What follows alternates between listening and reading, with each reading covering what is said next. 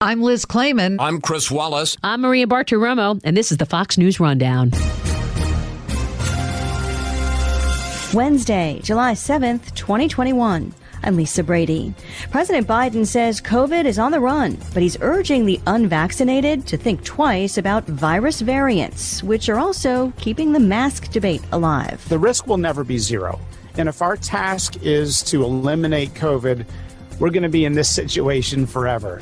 I'm Dave Anthony. He's letting us into his world. Jesse Waters has a new book. The co-host of The Five knows he's a liberal lightning rod. People that are writing about me don't like me very much. So if you Google me, probably the most unflattering things will come up. And I'm okay with that because I'm secure in who I am and I know the truth. And I'm Guy Benson. I've got the final word on the Fox News Rundown.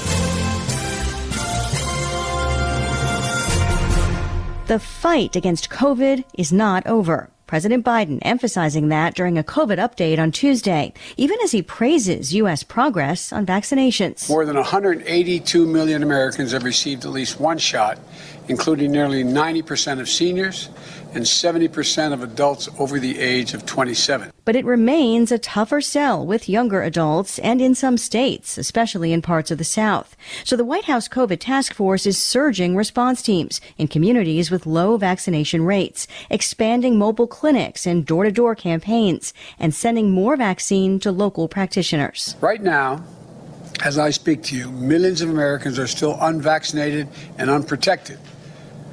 And because of that, their communities are at risk, their friends are at risk, the people that they care about are at risk. This as public health officials track more contagious strains of COVID, especially the Delta variant, already dominant in some countries and in parts of the U.S. The World Health Organization also recently highlighting the Lambda variant, first found about a year ago in Peru. But so far, existing vaccines appear to provide strong protection from variants, and not all health officials are sounding the alarm. Look, there's definitely some fear mongering going out there to manipulate the public by suggesting the variants are going to be, come back with a vengeance. Dr. Marty Makary is a professor of surgery and health policy at the Johns Hopkins School of Medicine, a Fox News medical contributor and author of The Price We Pay. The reality is every COVID infection is with a variant.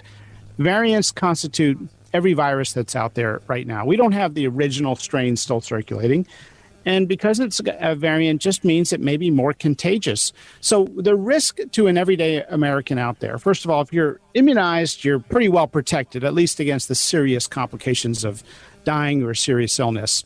So you can feel good if you've got vaccinated about these new variants like the Delta variant and Lambda variant.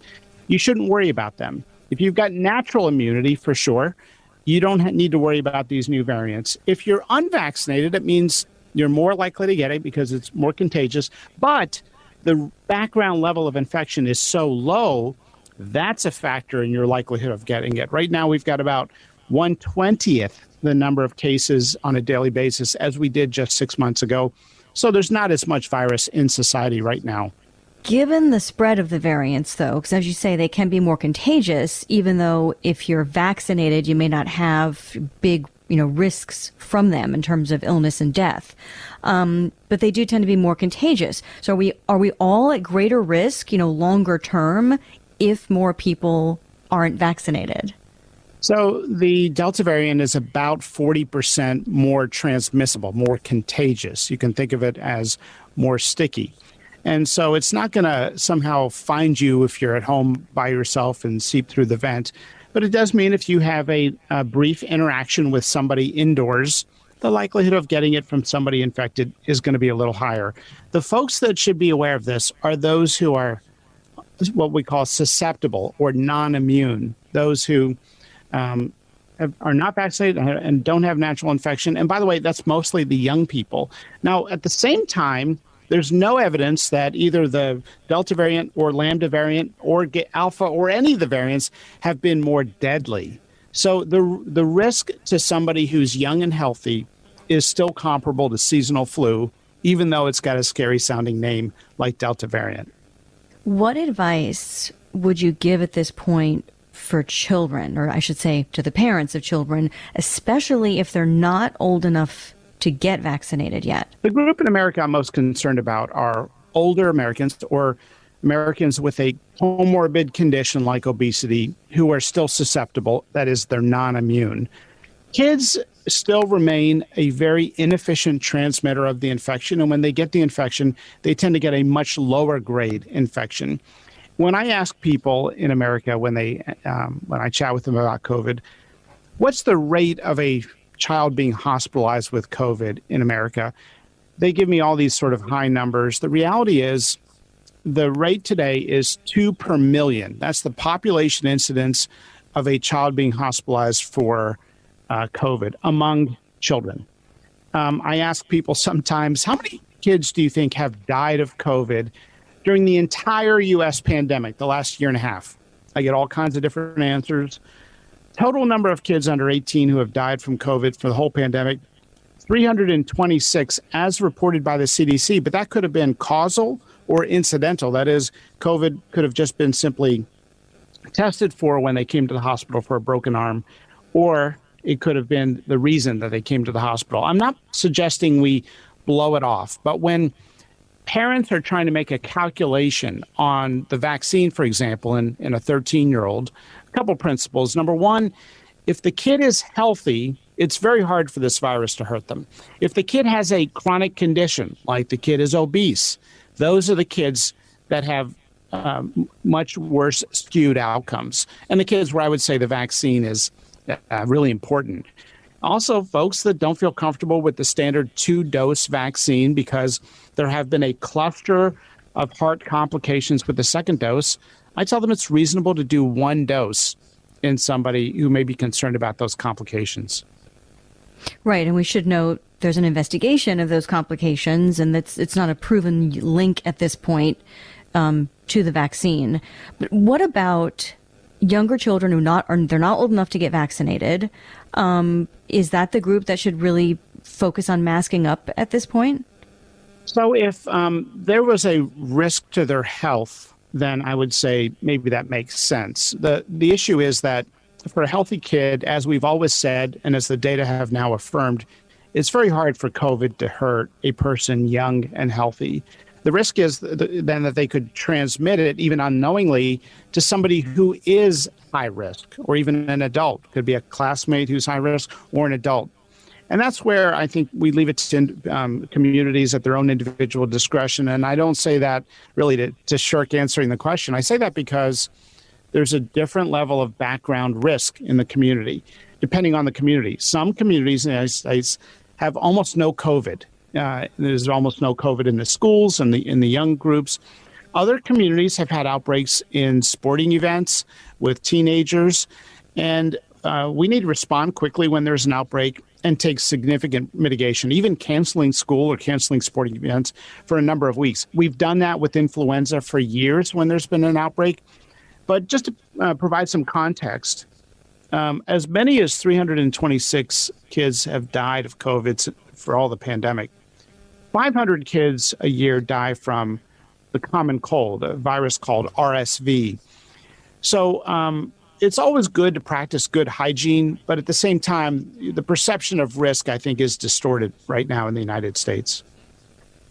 Well, what does this mean then for schools and workplaces preparing for students and workers returning, especially as we look ahead to the start of the next school year, not that far off? Well, that's what I think a lot of people are asking right now, and the risk will never be zero. And if our task is to eliminate COVID, we're going to be in this situation forever, in perpetuity. The reality is, if the risk, and then, by the way, as doctors, we don't tell people that something is safe or not safe, at least not in my field of surgery. What we tell them is that the risks are low, extremely low, near zero, or manageable. And so we let them make the decisions. And right now, that level of risk is pretty apparent in communities. There's parts of the United States, like areas of Missouri, where they're having some outbreaks now. It's probably pockets of those who are non-immune, and it's the Delta variant, which is more contagious. They need to be careful. They need to almost, if you will, go backwards in time, maybe mask up if they've taken their masks off and they're not immune. Other parts of the country can feel really good. I mean, Connecticut, parts of New Mexico, parts of California. I mean, it is almost as low as it will get right now, and I think they should live a normal life. In addition to the start of the new school year, the next flu season is also really right around the corner. Do you think protocols for that should be any different this year, especially in light of, more COVID strains? This is the time where normally we start educating people on the flu vaccine for the seasonal flu. And we'll start seeing cases in September or October. But we may see what we saw last year, and that is because people are so careful and generally exercising great hygiene that we might see an almost, near elimination of the typical flu season. The country has been oddly complacent about the number of flu deaths each year, which affect kids and adults. It's heavily skewed towards older people, but it's 30 to 80,000 people a year die from seasonal flu. And last year, what we saw is because people were taking good hygiene precautions for COVID, even if they were excessive at times, it really did halt the flu. And so it's probably never going to be acceptable again to show up at the office coughing and sneezing and slobbering right next to somebody. Hopefully, we've learned one silver lining from this pandemic is we've learned that masks are important when somebody is either exposed, concerned, high risk, or has symptoms. And I'd really emphasize the last point. If somebody is coughing, for every season from here on out, they should have the courtesy of wearing a mask rather than, spraying that particulate in a public area. It seems like in general, at least from your take, we've arrived at a point in this pandemic that really a lot is location, and individual factors, individual decision-making. Yeah, that's right. I mean, the reality is COVID is never going to go away, Lisa. We're going to be dealing with this for our entire lifetime. And given the nature of its transmission, which is often asymptomatic, it's going to circulate at very low levels. The good news is we can feel really good about immunity. If you've got immunity from vaccination or natural immunity, right now it looks like you're pretty much bulletproof. Now, nothing's perfect, but it looks like 99.9% plus of the time, you really don't have to worry about serious illness if you're immune.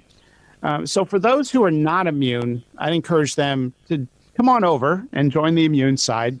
And at the same time, on a policy level, as much as I'm pro-vaccine, I don't think society can wait for every single walking, living human being to get the vaccine. I think we need to encourage it and at the same time move on. Those who choose not to get vaccinated do so at their own individual risk. And that risk is going to stick around. It's not going to go away. And I think it's important for people to know that. Fox News medical contributor Dr. Marty Makary, thank you as always for your time. Good to be with you, Lisa. Thank you.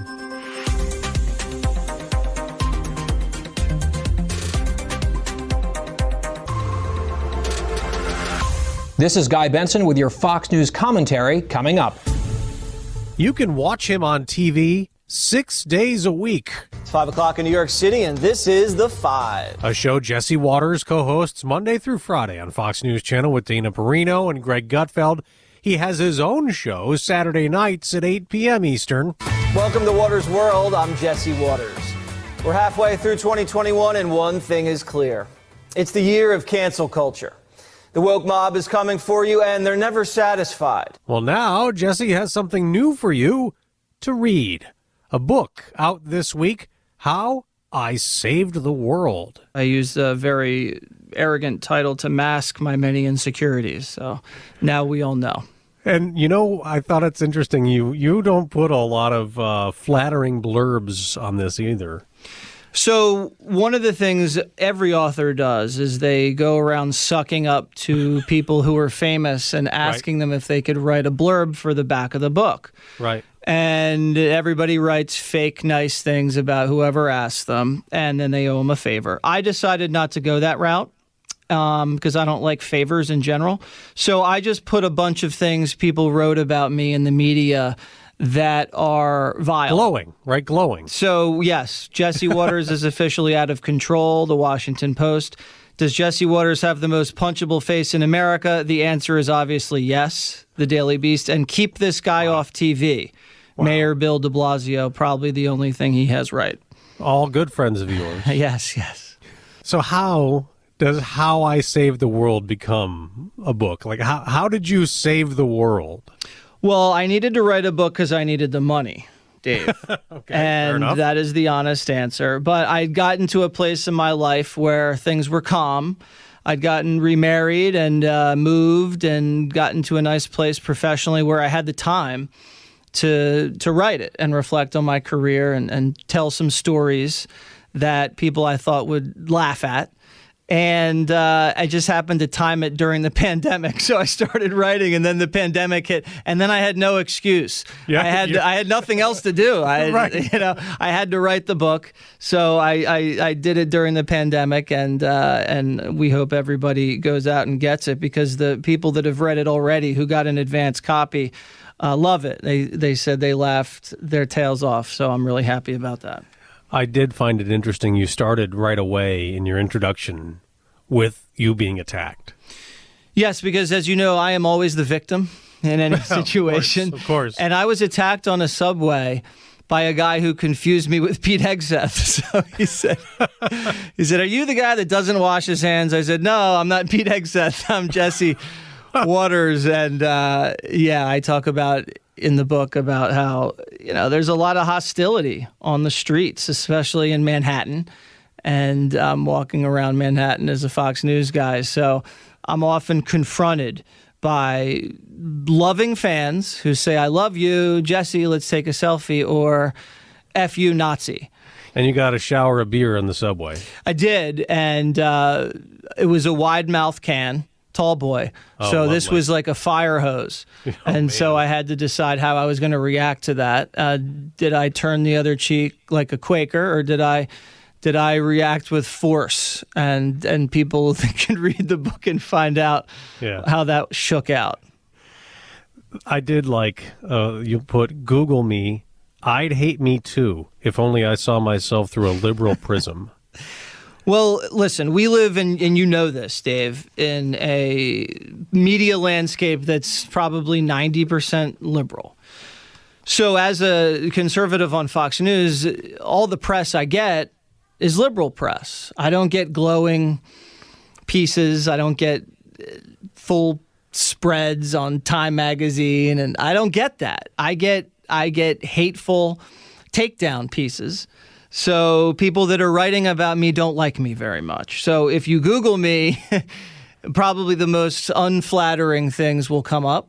And I'm okay with that, because I'm secure in who I am and I know the truth. To be fair and balanced, President Obama used to say, "Hey, if I watched Fox News, I wouldn't vote for me either."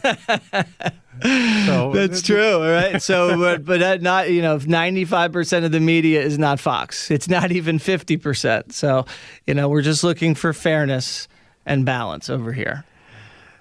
A lot of people will recall you and your work with Bill O'Reilly, and you wrote some glowing things about him in the book. You did a lot for him, and you also, of course, I used to like watching your Waters World pieces that you did for him when you go out all over the place. And that's a lot of what this book is, right? You used to go all over the place. So, yes. So Bill says he sent me outside because I was bothering everybody in the building. And he wanted everybody else outside of the building to be bothered. So one day he said, "Jesse, I'm going to send you out on the streets, and I'm going to have you ask people what they know about America." Mm-hmm. And it turns out they know very little. So I would go and talk to a younger demographic and quiz people, ask them basic questions about this country, like, who won the Civil War? And people would say France.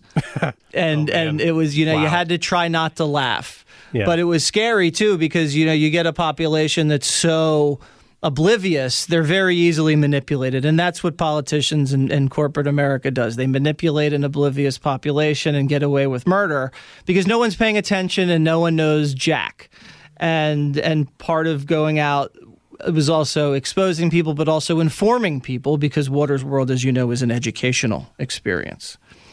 There are so many things you have saved. in the book. The great outdoors. You've saved the children. Yes. You saved journalism. Yes. You've saved Hollywood. You saved Christmas. I didn't realize. Well, remember the war on Christmas? Yeah. We won. And I was a veteran in that war. And we used to go out and confront villains who'd take Christmas lights down because they said, I believe Great Barrington said that they were contributing to global warming, putting Christmas lights up. And so we'd go down to different towns and talk to officials who were banning candy canes from schools and things like that. So that was just one of many wars that I fought, Dave. You remember the war on women? I was also, I have the scars to prove that. Obviously, I was on the side of women. Okay, protecting the women, obviously. And so, and the war on children in a more serious way, we used to go out and confront judges who used to give soft sentences to child sex predators. And we got an initiative started, Jessica's Law, which was you get 25 years mandatory minimum for first-time rape of a child under 12. And at the end of that campaign, nationwide campaign, I believe 45 states had passed some version of Jessica's Law. And that was something that I was very, very proud of to be a part of. Yeah, because not only would you go around like college campuses and interview people about America, you also would sometimes follow someone who you guys wanted a comment from who was refusing a comment, and you would try to get a comment on camera, and that didn't usually go well. Was that uncomfortable for you? Was that difficult to do? Yes, but you have to live in that discomfort. You have to own the discomfort where you are shamelessly approaching someone in their driveway, even sometimes with their children, in places, even at McDonald's, just going up to someone like that and ruining their day, but doing it in a kind of a righteous way because these people had to be held accountable for things that they had done as public officials where they'd let people off without punishment, where they had been a part of a miscarriage of justice. So you had to really work yourself up and kind of carry the emotion of the victim into that confrontation and do right by them. And that was something I learned to do on television and gave me great training for being on live TV later in the studio. We know Al Gore created the internet, but you saved it. You saved it, and that's one of your chapters as well. And it goes right into how someone tried to do this to you. So, right, we used to go around and, as you said, used to confront people. I think I followed Al Gore into a men's room by accident. He was trying to get away from me, and he walked in somewhere, and I realized I was following Al Gore. That's not good. To a urinal. And no, I had a moment there. I said, "This I have to turn her. I have to stop." Yeah. At this point, even Waters has a line he can't cross. You found a line. I finally found the line, and I turned around and just waited for him to leave the bathroom and continued to confront him. But I'm sure he had no comment, right? Right. Well, he tried to dodge and spin, but okay. Yes, people did try to turn the tables on me, and they'd approach me at my house and my apartment, and I had to deal with that too. And, you kind of learn to live in that world. I probably deserved it. Although, I didn't do anything really to deserve it. As I mentioned before, I am a big victim in all of this, always the victim. And so you got to learn to be quick on your feet. Someone shoves a camera in your face in your driveway. How are you going to handle it? There's a few, you can snap like Baldwin and knock a guy out. And that's what they want. That's what we want. Rosie O'Donnell did that to me when I confronted her at a bookstore. She was at a signing, and I asked her about, you said 9/11, Rosie, was an inside job. What's up with that? And, she plays along, and then she has her goons grab my camera, and you get that, out of focus, noise coming from the camera, and it looks very, very confrontational. That's what we want. Sure. When you're out there. But you could also go the other route. There was a guy at Merrill Lynch, Stan O'Neill, who I think took $165 million golden parachute out of that company, left everybody else holding the bag, remember, during the financial crisis. And, oh, yeah. I confronted him on the way to the golf club, and he just didn't say anything. Just stone cold silence. And that's probably the best way to handle me. Just don't say anything. Let's go to the 5. Obviously, you're a co-host on this show every Monday through Friday. 10th anniversary week, big week for you guys. Very happy about that. I've only been a part of the show for 4 out of the 10 years, but the show's been extremely successful. At 2:00 Pacific time, if you can believe that, we're, third highest rated cable news show in the country, which really speaks to how authentic we are, how funny we are, and how real the show is, and how honest it is. And we're going to be celebrating all week, so tune in to the 5 at 5:00 Eastern, and you'll see some crazy stuff. There's going to be a lot of surprises, and I don't even know. Is Jasper going to show up on the set? You're going to have to watch, but there will be special guest apperances. Dana and that dog, right? I mean, it's a love affair. It is a love affair. Jasper he's maybe we call it the 6 when Jasper's on. That's funny. And everybody loves Jasper. The 5, of course, is at 5 p.m. Monday through Friday on the Fox News Channel. You can also catch Jesse's show, Waters World, Saturday nights, Fox News, 8 p.m., and the brand new book, How I Saved the World by Jesse Waters, now out. Go pick it up. And Jesse, thanks for the time. Thanks so much, Dave. I appreciate it.